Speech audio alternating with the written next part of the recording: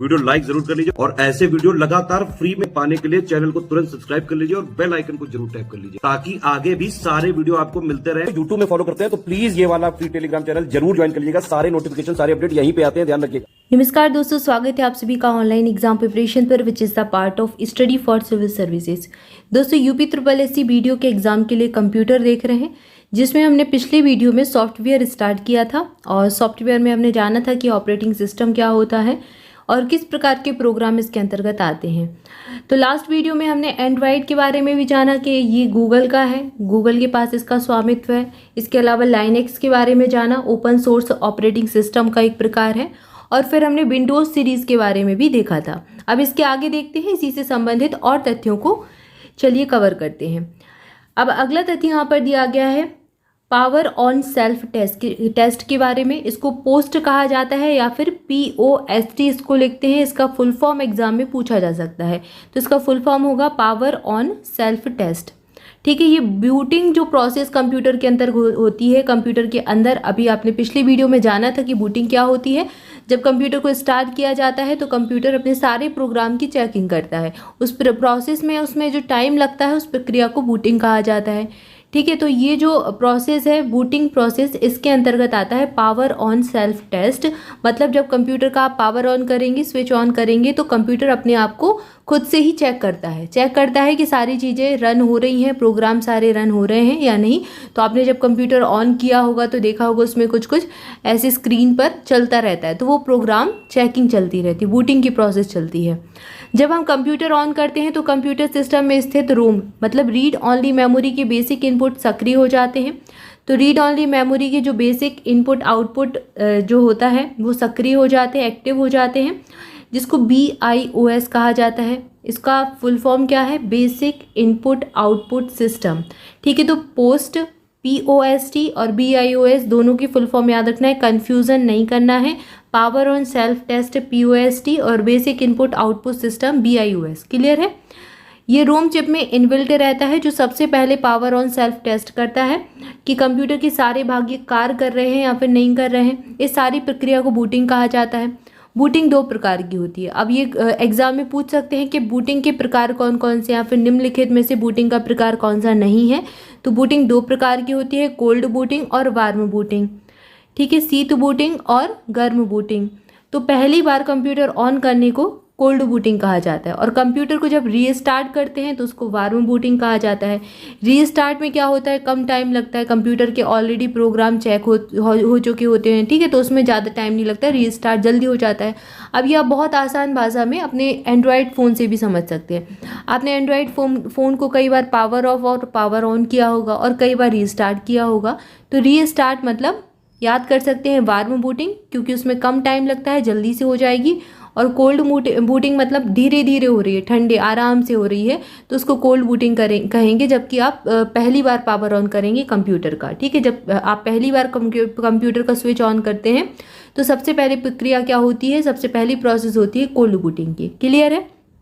इसके बाद आगे दिया गया जब कंप्यूटर स्टार्ट किया जाता है तो CPU और BIOS से मतलब है बेसिक इनपुट आउटपुट सिस्टम, मतलब BIOS को ही BIOS कह दिया, मिलकर कंप्यूटर को स्कैन करते हैं, जिससे कंप्यूटर में अब पता चलता है कि मदरबोर्ड से कौन कौन से उपकरण जुड़े हुए हैं। यह प्रक्रिया पोस्ट कहलाती है। इस प्रोसेस को क्या कहते हैं? पोस्ट कहते हैं, जिसमें कंप्यूटर मदरबोर्ड के जो इक्विपमेंट्स हैं उनको चेक करता है। इसके बाद जो है BIOS मतलब basic input output system booting device को सर्च करता है। जब बूटिंग फाइल मिल जाती है तो उसी से कंप्यूटर बूट करा देता है और कंप्यूटर में विंडो की लोडिंग शुरू हो जाती है। फिर कंप्यूटर में विंडो की लोडिंग होना शुरू होती है। जब कंप्यूटर को हम ऑन करते हैं तो BIOS स्वतः ही ऑपरेटिंग सिस्टम को चेक करके उसे डिस्क से रैम में लोड करता है और ऑपरेटिंग सिस्टम के उपयोग के लिए तैयार करता है। बूट बाहरी और आंतरिक गतिविधियों को चेक करता है तथा कोई भी फॉल्ट पाने पर मैसेज कर देता है। अगर कंप्यूटर में उसको कोई भी गड़बड़ी लगती है, देखता है कि कोई प्रोग्राम काम नहीं कर रहा है, कोई सॉफ्टवेयर काम नहीं कर रहा है, तो वो जल्दी से आपको इन्फॉर्म कर देगा। ठीक है, सारी चीज़ों को स्कैन करके। ये प्रोसेस क्या है, अपने आप चलती रहती है, आपको पता नहीं चलता, लेकिन एक एक चीज़ का अलग अलग काम होता है। ठीक है, जैसे आपने यहाँ पोस्ट की प्रोसेस पढ़ी तो एग्जाम में पूछ सकते हैं पोस्ट क्या होता है, बूटिंग क्या है। ये बूटिंग से प्रश्न तो पूछा भी गया है एग्जाम में। अगला दिया गया एम्बेडेड ऑपरेटिंग सिस्टम। यह एक ऐसा ऑपरेटिंग सिस्टम है जो डिवाइस में स्वतः पूर्ण और रोम में रहता है। ठीक है, तो ये डिवाइस के अंदर रहता है, रोम के अंदर। वॉशिंग मशीन, इलेक्ट्रॉनिक घड़ी, ये सब जो है इसमें एम्बेडेड ऑपरेटिंग सिस्टम का यूज़ किया जाता है। ठीक है, तो ये सब भी किसी न किसी सॉफ्टवेयर पर काम करती है, प्रोग्राम पर काम करती है, इनकी भी प्रोग्रामिंग की गई है। तो इलेक्ट्रॉनिक घड़ी, आपकी जो इलेक्ट्रॉनिक वॉच होती है, वॉशिंग मशीन है, ये सब एम्बेडेड ऑपरेटिंग सिस्टम पर काम करती हैं। क्लियर है। इसके बाद ये एग्जाम्पल याद रखने, एग्जाम में पूछ सकते हैं। मल्टी यूज़र ऑपरेटिंग सिस्टम, इसके बारे में जानते हैं, यहाँ से प्रश्न एग्जाम में पूछ चुके हैं। यह क्या होता है? मल्टी यूज़र मतलब एक टाइम पर कई सारे लोग काम कर रहे हैं, कई सारा वो काम कर दें। मल्टी यूज़र का मतलब तो यही होता है। ठीक है, मल्टी मतलब बहुत और यूज़र मतलब उपयोगकर्ता। तो एक समय में एक से अधिक उपयोगकर्ता को कार्य करने की अनुमति देता है मल्टी यूज़र ऑपरेटिंग सिस्टम। ये ऑपरेटिंग सिस्टम सभी उपयोगकर्ता के मध्य जितने भी यूज़र हैं उन सब के बीच में एक बैलेंस बनाकर रखेगा। ठीक है, और प्रत्येक जो प्रोग्राम रहेगा उसके संसाधन संबंधी ज़रूरतों को, उसके जितने भी जो भी आपकी ज़रूरतें होंगी उन सबको पूरा भी करेगा। ठीक है, जो जो रिक्वायरमेंट होंगी उन सबको पूरा करेगा। ये ऑपरेटिंग सिस्टम कंप्यूटर के संसाधनों का सबसे अच्छा उपयुक्त मतलब यूज़ कर लेता है। कंप्यूटर में जितनी भी चीज़ें होती हैं उनका सबसे अच्छा यूज़ कर लेता है मल्टी यूज़र ऑपरेटिंग सिस्टम। जैसे कि यूनिक्स और VMS, ये सब क्या है? मल्टी यूज़र ऑपरेटिंग सिस्टम के एग्जाम्पल है। इसके बाद दिया गया है एक समय में एक से अधिक एप्लीकेशन चलाने की क्षमता को मल्टीटास्किंग कहते हैं। अब ये भी एग्जाम में प्रश्न सीधे पूछ चुका है कि मल्टीटास्किंग क्या है। माइक्रोसॉफ्ट विंडोज़, IBM और लिनक्स, ये दोनों ऑपरेटिंग सिस्टम आदि इसके एग्जाम्पल हैं। किसकी? मल्टीटास्किंग के, जिसमें आप एक ही समय में एक से अधिक एप्लीकेशन चला सकते हैं। IBM, माइक्रोसॉफ्ट जो है विंडोज़ का, और माइक्रोसॉफ्ट का विंडोज़ और IBM और लिनक्स, ये सब। ठीक है, अगला दिया गया है IBM एक कंपनी है। यहाँ पर ये वो नहीं है कंपनी, एक सॉफ्टवेयर नहीं है। IBM एक कंपनी का नाम है जिसका माइक्रोसॉफ्ट विंडोज़ है। ठीक है, अगला दिया गया है एक कंप्यूटर में 2 प्रोसेसर लगाकर कार्य करते हैं तो इसमें कार्य करने की गति में वृद्धि हो जाती है। इसमें एक साथ कई प्रोग्रामों को अलग अलग क्रियान्वित मतलब एग्जीक्यूट किया जाता है। मतलब जो प्रोसेसर अगर आप 2 लगा दें किसी कंप्यूटर में तो प्रोसेसिंग की स्पीड तो बढ़ जाएगी, ये पहले भी पढ़ चुके हैं। ठीक है, जैसे CPU में 2 प्रोसेसर लगा दिए तो आपकी जो गति है, स्पीड है, वो बढ़ जाएगी। और इसके साथ ही कई प्रोग्राम को आप अलग अलग एग्जीक्यूट भी कर पाएंगे। और इसकी प्रक्रिया को क्या कहा जाता है? पैरेलल प्रोसेसिंग कहा जाता है। समानांतर रूप से कार्य हो रहा है, समानांतर रूप से प्रोसेसिंग चल रही है, तो इस प्रक्रिया को कहेंगे पैरेलल प्रोसेसिंग। क्लियर है। अब लिनक्स के बारे में जानते हैं। लिनक्स एक ऑपरेटिंग सिस्टम को लाइरेक्स टॉरवाल्ड ने विकसित किया था, तो ये इसके आविष्कारक हैं लाइरेक्स टॉरवाल्ड, इन्हीं के नाम पर बना दिया लिनक्स। और इसका प्रथम संस्करण जो फर्स्ट एडिशन है वो 1991 में लाया गया था, 1991 में लाया गया था। यह एक ओपन सोर्स ऑपरेटिंग सिस्टम है। यहाँ से एग्जाम में प्रश्न बन चुका है। ओपन सोर्स जो ऑपरेटिंग सिस्टम है इसमें सॉफ्टवेयर को कैनरल या फिर सोर्स कोड सबके लिए उपलब्ध रहता है। तो इसका जो सोर्स कोड होता है इस सिस्टम का, इस ऑपरेटिंग सिस्टम का, वो सबके लिए यूजफुल है, सबके लिए उपलब्ध रहेगा। कोई भी अपनी आवश्यकता के अनुसार इसमें परिवर्तन करके इसका उपयोग कर सकता है।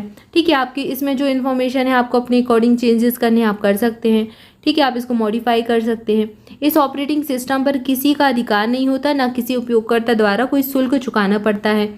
इसका शुभंकर पेंगुइन है और यह एक ओपन सोर्स ऑपरेटिंग सिस्टम है। क्लियर है। लिनक्स का शुभंकर बताया है पेंगुइन है। अब इसके आगे दिया गया अमेरिकन टेलीफोन और टेलीग्राफ के बारे में। तो अमेरिकन टेलीफोन और टेलीग्राफ के जो इंजीनियर्स थे उन्होंने डेनिस रिची और थॉमसन, ये दोनों इंजीनियर ने 1970 में यूनिक्स नामक एक अत्याधुनिक multi user multi programming operating system का विकास किया। तो यहाँ हमने लिनक्स के बारे में पढ़ा, अब यूनिक्स के बारे में पढ़ रहे हैं। यूनिक्स क्या है? एक तो मल्टी यूज़र है, कई सारे यूज़र एक साथ काम कर पाएंगे। मल्टी प्रोग्रामिंग है, कई सारे प्रोग्राम एक साथ चलते हैं इसमें। ठीक है, तो और इसको विकसित किसने किया था? 1970 में रिची और थॉमसन ने। तो ये जो है यूनिक्स है, लाइनिक्स के पहले आ गया था। लाइनिक्स 1991 में आया, यूनिक्स 1970 में आ गया, तो ये इससे भी पुराना है। ये जो है ये नेटवर्क और डेटा संचार के लिए बनाया गया पहला सॉफ्टवेयर था। इंपॉर्टेंट तथ्य हो जाएगा। सर्वर और वर्क स्टेशन दोनों में यूनिक्स ऑपरेटिंग सिस्टम का सबसे ज़्यादा यूज़ होता है, बृहद उपयोग होता है। क्लियर है। तो सर्वर और वर्क स्टेशन पर यूनिक्स का यूज़ किया जाता है क्योंकि ये मल्टी यूज़र है और मल्टी प्रोग्रामिंग है।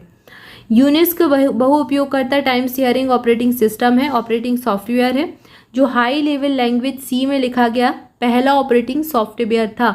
तो ये सबसे पहले सी में लिखा जाना है। सी क्या है? एक लैंग्वेज है, सी प्लस प्लस, जावा, पाइथन, ये सब लैंग्वेज हैं।